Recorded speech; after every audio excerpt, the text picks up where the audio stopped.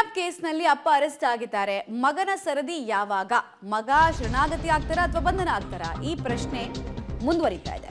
ಯಾರೊಂದಿಗೂ ಕೂಡ ಸಂಪರ್ಕದಲ್ಲಿ ಪ್ರಜ್ವಲ್ ಇಲ್ಲ. ಆದ್ರೆ ಆ ನಂಬರ್ಗೆ ಮಾತ್ರ ಪದೇ ಪದೇ ಪ್ರಜ್ವಲ್ ಕಡೆಯಿಂದ ಕಾಲ್ ಬರ್ತಾ ಇದೆಯಂತೆ. ಆ ಒಂದು ನಂಬರ್ಗೆ ದಿನಕ್ಕೆ 2 ಸಲ ಕರೆ ಮಾಡ್ತಾ ಇದ್ದಾರೆ ಪ್ರಜ್ವಲ್ ಅನ್ನೋದು ತಿಳಿದು ಬರ್ತಾ ಇದೆ. ಯಾರದು ಹಾಗಾದ್ರೆ ಪ್ರಜ್ವಲ್ ಕಾಲ್ ಮಾಡ್ತಾ ಇರೋದು ಯಾರಿಗೆ? ಈ ಪ್ರಶ್ನೆಗೂ ಉತ್ತರ ನೋಡ್ತಾ ಹೋಗೋಣ. ಪಬ್ಲಿಕ್ ಟಿವಿ ಬ್ರೇಕ್ ಮಾಡ್ತಾ ಇದೆ. ಪೆನ್ ಡ್ರೈವ್ ಕುರಿತಂತೆ ಎಕ್ಸ್ಕ್ಲೂಸಿವ್ ಸ್ಟೋರಿ. ಕಿಡ್ನಾಪ್ ಕೇಸ್ನಲ್ಲಿ ಅಪ್ಪನ ಅರೆಸ್ಟ್ ಆಗೋಗಿದೆ. ಮಗನ ಶರಣಾಗತಿ ಆಗತ್ತಾ ಅಥವಾ ಮಗ ಅಧಿಕಾರಿಗಳಿಗೆ ಚಳ್ಳೆ ಹಣ್ಣು ತಿನ್ಸೋದನ್ನ ಮುಂದುವರಿಸ್ತಾರಾ? ಮತ್ತೆ ಯಾರ ಜೊತೆಗೂ ಸಂಪರ್ಕದಲ್ಲಿ ಇಲ್ಲದಂತಹ ಪ್ರಜ್ವಲ್ ಆ ನಂಬರ್ ನಲ್ಲಿರುವಂತಹ ವ್ಯಕ್ತಿ ಜೊತೆ ಮಾತ್ರ ಯಾಕೆ ಕಾಂಟ್ಯಾಕ್ಟ್ ಅಲ್ಲಿದ್ದಾರೆ? ಯಾರವರು?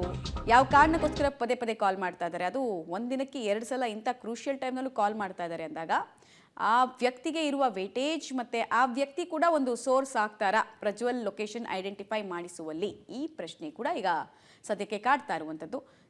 ಒಂದ್ ಕಡೆಗೆ ಪ್ರಜ್ವಲ್ ರೇವಣ್ಣ ಈಗಾಗಲೇ 7 ದಿನಗಳ ಸಮಯಾವಕಾಶವನ್ನು SIT ಅಧಿಕಾರಿಗಳಿಂದ ಕೇಳಿದ್ರು.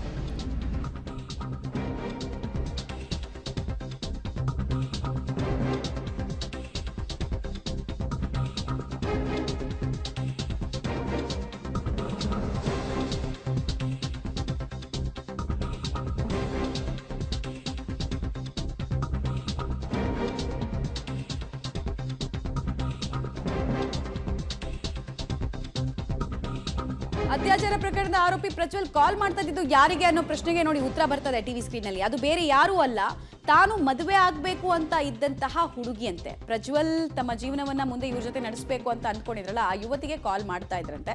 ತಿಂಗಳಲ್ಲಿ ನಿಶ್ಚಿತಾರ್ಥ ಮಾಡ್ಕೊಳ್ಬೇಕು ಅಂತ ಅಂದ್ಕೊಂಡಿದ್ದ ಹುಡುಗಿಗೆ ಪ್ರಜ್ವಲ್ ಕರೆ ಮಾಡ್ತಾ ಇದ್ದಾರೆ. ದಿನಕ್ಕೆ 2 ಸಲ ಮಾತಾಡ್ತಾ ಇದ್ದಾರಂತೆ. ಆ ಹುಡುಗಿಗೆ ದಿನಕ್ಕೆ 2 ಬಾರಿ ಫೋನ್ ಮಾಡಿ ಪ್ರಜ್ವಲ್ ಮಾತಾಡ್ತಾ ಇರೋದು ತಿಳಿದು ಬರ್ತಾ ಇದೆ. ಈ ಮಾಹಿತಿ ತಿಳಿದು ಆ ಯುವತಿಯ ಚಲನವಲನದ ಮೇಲೆ SIT ಅಧಿಕಾರಿಗಳು ಕಣ್ಣಿಟ್ಟಿದ್ದಾರೆ. ಅವರ ಪ್ರತಿಯೊಂದು ನಡೆಯ ಬಗ್ಗೆ ಕೂಡ ಮಾನಿಟರ್ ಮಾಡ್ತಾ ಇದ್ದಾರೆ SIT ಅಧಿಕಾರಿಗಳು. ಪ್ರಜ್ವಲ್ ಎಲ್ಲಿದ್ದಾರೆ ಅಂತ ತಿಳ್ಕೊಳ್ಳೋ ಯತ್ನ SIT ಇದೆ. ಎಕ್ಸಾಕ್ಟ್ ಲೊಕೇಶನ್ ಯಾವುದು? ಹಂಗರಿನಾ, ಜರ್ಮನಿನಾ ಅಥವಾ ಬೇರೆ ಯಾವುದಾದ್ರೂ ಯುರೋಪ್ ಕಂಟ್ರಿನಾ? ಮತ್ತು ಇವ್ರ ಜೊತೆಗೆ ಡಿಸ್ಕಸ್ ಆಗ್ತಾ ಇರೋ ವಿಚಾರಗಳೇನು? ಈ ಥರದ್ದೆಲ್ಲದ್ರ ಬಗ್ಗೆ ಕಣ್ಣಿಟ್ಟಿದ್ದಾರೆ ಅನ್ನೋದು ತಿಳಿದು ಬರ್ತಾ ಇದೆ.